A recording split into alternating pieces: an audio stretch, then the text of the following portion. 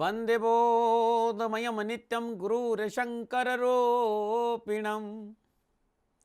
यमाश्रुतवक्रो अपे चंद्रो सर्वत्र वंदते। तीन लोक नवखंड में गुरु से बड़ा न कोई, करता कर नहीं कर सके गुरु करे सो। तुम समरा तो मेरे सांवरा, तुम लग मेरी दौड़, जैसे काग जहाज को सूझे और अनठोड़।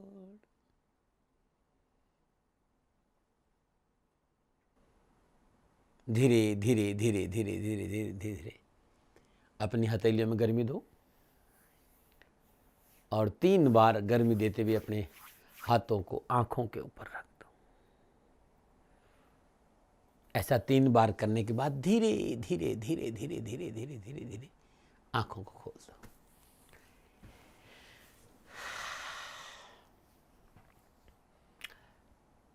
शवावगान स्वदर्शन क्रिया, इस क्रिया योग की साधना का जो 9 दिन का शिविर है, ये 3रा दिन है।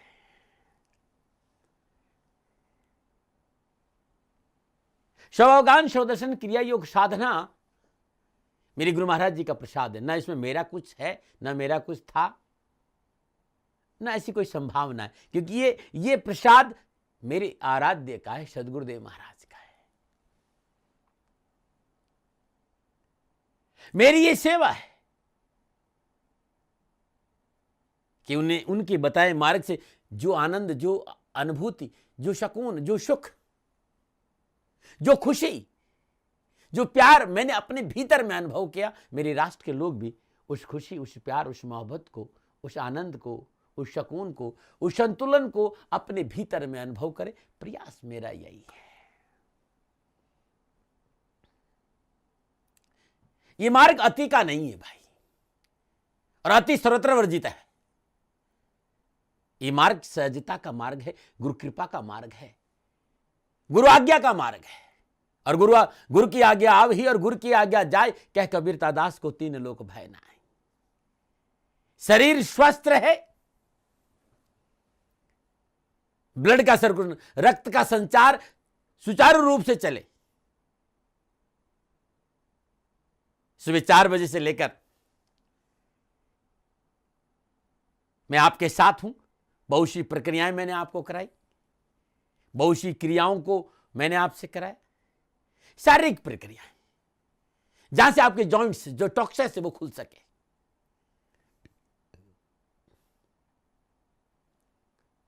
सूर्य प्रणाम की ओर लेके गया, कुछ योग और कुछ उपयोग के बारे में भी जानकारी दी, और व्यवहारिक रूप से आपको मैंने उसे पूर्णतः अवगत कराया कि कैसे उपयोग किया जाता है, कैसे योग किया जाता है। योग और उपयोग, सभी लोग योग नहीं कर सकते हैं, तो कुछ उपयोग भी हैं जिनका सहारा लेकर हम अपनी शारीरिक क्षमता को अच्छा कर सकते हैं, लेकिन अति सर्वत्र वर्जित है। मैं हमेशा आप लोगों से कहता रहा हूं कि बड़ी शांत, बड़े सहज भाव से ये शवावगान स्वदर्शन क्रिया योग साधना भीतर जाने का रास्ता है, लेकिन भीतर जाने से पहले सजगता बहुत जरूरी है, सहजता बहुत जरूरी है। आलस्य और प्रमाद में व्यक्ति भीतर नहीं जा सकता। तो हमारे ऋषि मुनियों ने हमें कुछ टिप्स दिए हैं, कुछ सलाह दी है। तो पिछले 2 घंटे मैं उस सलाह के साथ, गुरु महाराज जी के प्रसाद के साथ आपके आसपास था, और आपको 10-15 मिनट के लिए फिर मैंने आपको विश्राम दिया कि जाइए आप फ्रेश होकर आ जाइए। और उसके बाद लगभग आप 45 या 40 मिनट पुनः शवावगान स्वदर्शन क्रिया योग साधना में गए। और गुरु महाराज जी की दया से जो अवसर मुझे मिला, जिस ऊर्जा के आसपास, क्योंकि ऊर्जा अद्भुत थी और ऊर्जा ऊर्ध्व गति थी, चारों ओर का वातावरण हीलिंग, अद्भुत हीलिंग हो रही थी, ऊर्जा स्पर्श कर रही थी। ऐसा लग रहा था कि पंख लग गए, ऐसा लग रहा था कि हवा की एक दिशा ही कुछ और है, सुगंध कुछ और है। और इसीलिए ये बात मेरे समझ में आती है कि गुरु की आज्ञा आवे ही गुरु की आज्ञा जाए। क्या कबीरता दास को 3 लोग भय, गुरु आज्ञा में रहते हुए हमने इस साधना का प्रयोग किया। और स्वभावगान स्वदर्शन साधना, स्वयं को स्वयं के भीतर डुबकी लगाना, स्वयं को स्वयं के भीतर में खोजना, स्वयं को स्वयं के भीतर में देखना, स्वदर्शन। इसीलिए मैंने इसका नाम स्वअवगाहन स्वदर्शन क्रिया रखा है। और ये अद्भुत है, ये अद्भुत है। 1980 से 1980 से मैं इसके साथ हूं और लाखों लोगों ने इसका लाभ उठाया। लेकिन ये मार्ग दुर्गम्य था, इसलिए ज्यादा इसका प्रचार करना उचित नहीं समझा, क्योंकि तो आनंद का मार्ग था। जो चाहते थे उनके साथ बैठता था। आज कुछ लोग मिले हैं कि दाती महाराज इलेक्ट्रॉनिक मीडिया बहुत सशक्त है और इसका सहारा लेकर समाज का सेवा करनी चाहिए, तो आपके सामने भी आया। आप सभी लोग मेरे साथ बैठे और ये मेरा सौभाग्य है मित्रों। बस कहना इतना ही चाहता हूं कि मैंने आप लोगों से कहा कि श्वासों के भीतर में झांको। श्वासों के भीतर में झांकने का नाम ज्ञान है। पुनः अपनी मेमोरी को शार्प रखना, सचेतन रखना कि श्वास भीतर जारी है और श्वास बाहर आती। भीतर जाने वाली श्वास ऑक्सीजन है और बाहर आने वाली श्वास कार्बन डाइऑक्साइड है। मैं इसकी चर्चा कम कर रहा हूं, मैं उस तत्व की चर्चा कर रहा हूं, उस पॉइंट की जो जो जो इसको संचालित कर रही है।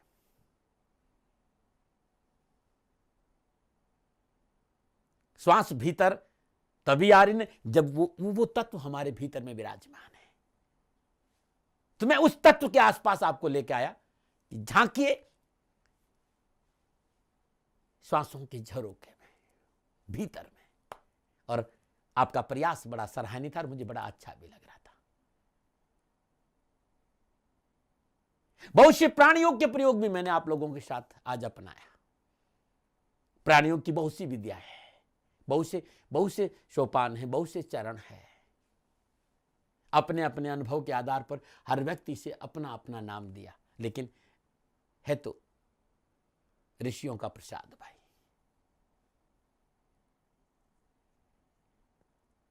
भगवान कपिल का प्रसाद है, क्योंकि सांख्य के जानकार वही थे।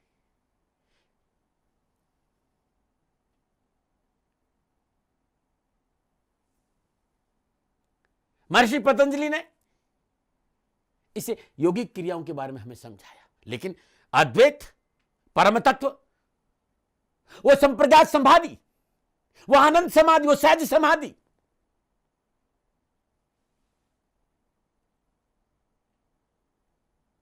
वो भीतर की संपूर्ण यात्रा भगवान कपिल मुनि का प्रसाद है। ये सिद्धों की दुनिया है, परम ब्रह्म परम शिव का प्रसाद है। गुरु महाराज जी के आशीर्वाद से मुझे ये मौका मिला और मैं आपको बांटने की कोशिश कर रहा था। बस श्वासों को भीतर झांकिए, श्वासों के भीतर झांकिए। वहां जो सुषुम्ना, ऊर्ध्व गति, सुषुम्ना के सारे ऊर्ध्व गति की यात्रा अद्भुत है। और जब चेतना शब्द श्रुति के साथ मिलता है, स्पर्श कुंभ नाड़ी के आसपास रहता है, तो फिर ऊर्जा ऊर्ध्व गति की ओर होती है। और अद्भुत प्रसाद है, ये अद्भुत है। गुरु महाराज जी की दया से बड़ा आनंद आया और आप लोग भी बड़े आनंद से इसका आनंद ले रहे थे। जैसा कि सत्र में एक सवाल का जवाब देने का मैंने आप लोगों से कहा है, और किसी मित्र ने मुझसे पुनः एक सवाल किया है कि प्रणाम गुरुदेव, आपके भीतर बैठे उस परमेश्वर को मेरा प्रणाम, गुरु महाराज जी को मेरा प्रणाम। मैं तो उनका दास हूं साथियों, ना कोई पुजवाने का शौक है, ना मैं व्यक्ति पूजा में विश्वास वैसे भी नहीं करता। मैं तो ये कहता हूं कि जो भीतर में विराजमान है उसके साथ जुड़ जाओ, भीतर की पगडंडियों पे चलो, उस आनंद के स्रोत के साथ जुड़ो, जो सच्चिदानंद है उसका अनुभव करो। तो सवाल बड़ा प्यारा है कि मैं जानना चाहता हूं कि कभी समाप्त न होने वाली खुशी हमें कहां मिलेगी। बाहर तो बहुत ढूंढा जा चुका है और अंदर में भी तरह तरह की टटोलने की प्रक्रिया जारी है, परंतु वह खुशी कैसे और कहां मिलेगी? क्या वास्तव में जिस प्रयोग में हम जा रहे थे, जो प्रयोग हम कर रहे थे, सौगान स्वदर्शन क्रिया योग, क्या यही एक वो साधन है? क्या यही हमें सहायता करेगी उस अनंत खुशी को प्राप्त करने में?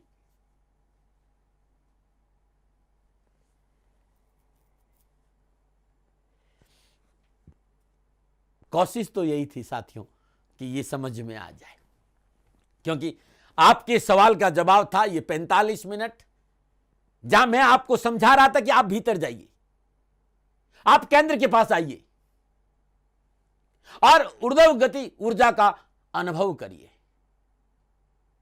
तभी यदि आपने सवाल किया तो मैं इसे और थोड़ा सा क्लियर करने की कोशिश करूंगा कि आपके समझ में आ जाए।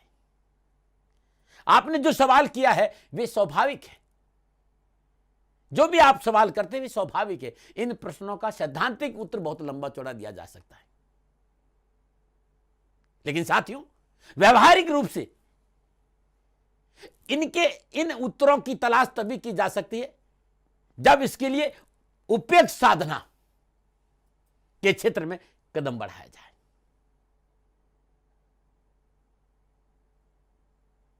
और मेरा प्रयास था उस साधना के आसपास आपको रखने का। और साधना के संबंध में भी यह सवाल किया जा सकता है कि कोई भी व्यक्ति अपने जीवन में चाहता क्या है। पहला सवाल, और मैं सत्र के पहले दिन भी कहा था कि आप चाहते क्या है, क्या चाहते हैं आप? जो चारों ओर से एक ही सवाल का जवाब आएगा कि हर हाल में हम खुश रहना चाहते हैं। और आप यही कहेंगे कि हर हाल में खुश रहना सभी की चाहत होती है, और खुशी पाने के लिए ही आप जीवन में प्रत्येक कार्य करते हैं। चाहे आप बाहर घूमने जाएं, चाहे घर में लोगों के साथ रहे, चाहे हिल स्टेशन जाएं, चाहे पिकनिक पे जाएं, कहीं चले जाएं, जो भी आपका प्रयास है वो चंद क्षण खुशी मिल जाए इसी के लिए है। और उस खुशी को पाने के लिए आप रात दिन दौड़ रहे हैं।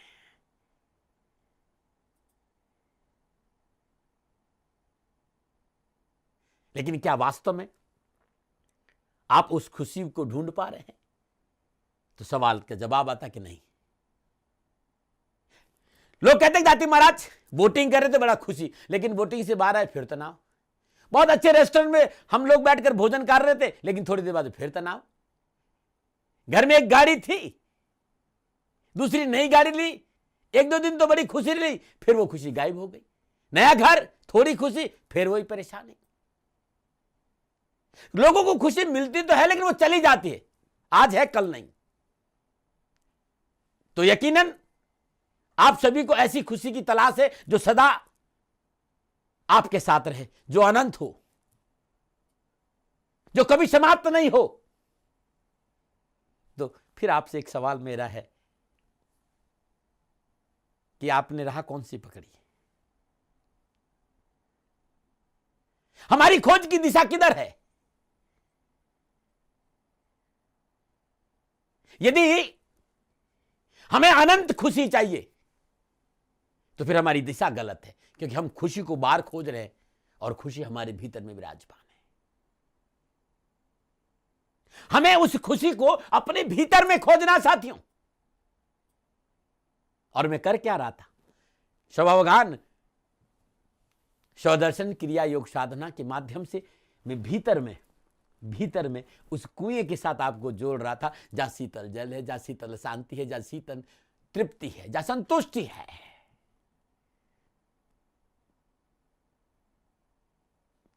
जितने भी साधक आप मेरे सामने विराजमान है, वे अपने भीतर उस अनंत खुशी को ढूंढ सके, प्रयास यही कर रहा था, क्योंकि सबसे पहले भीतर में खुशी ढूंढने के लिए सबसे पहले अंतर्मन में जाना होगा, और भीतर अनंत खुशी का एहसास करने के लिए बहुत जरूरी है अंतर्मन का शुद्ध और पवित्र होना।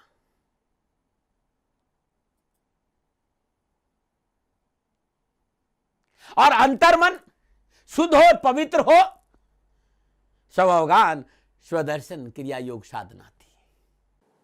29 साल में देवादिदेव शनिदेव की कृपा से गौ माता की सेवा में लगा रहा।